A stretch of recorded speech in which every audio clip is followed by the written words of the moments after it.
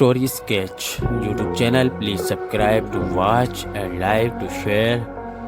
دل دلا دینے والی مہم جرم دوستی ہمت اور مہربانی کی کہانیاں، موڑ اور غیر متوقع پلٹ جو آپ کے اپنی سیٹ کے کنارے پر رکھیں گے، heartwarming adventure, twist and trials, ثقافتی تنوع، دنیا بھر کے افسانوں اور روایات سے متاثر کہانیاں، تفریح اور سیکھنے، زندگی کے اس باغ اخلاقی اقدار اور ہر عملے کے لیے تخلیقی کہانیاں.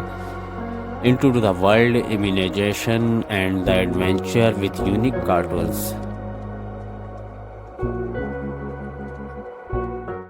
ایک سبق آموز کہانی.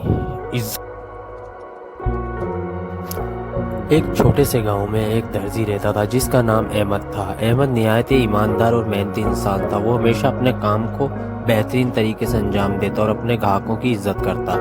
ایک دن ایک رئیس آدمی گاؤں آیا اور احمد کے پاس اپنا قیمتی لباس سلوانے کے لیے آیا. رئیس نے کہا، احمد یہ کپڑا بہت خاص ہے، اگر تم نے اسے خراب کیا تو میں تمہیں معاف نہیں کروں گا.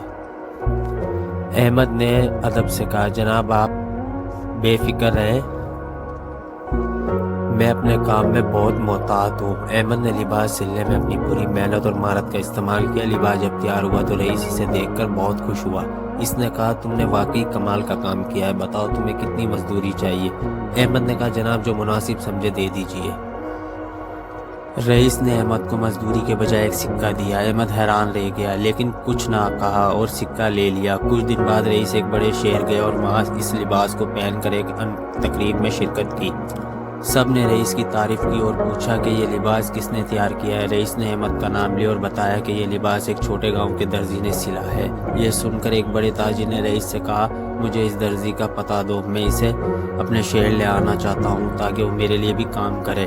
رئیس نے احمد کو بلوا لیا اور تاجر کے سامنے یہ پیش کیا کہ تاجر نے احمد کو بہت بڑا معاوضہ دینے کی پیشکش کی اور کہا، اگر تم میرے ساتھ شہر چلو گے تو تمہاری زندگی بدل جائے گی.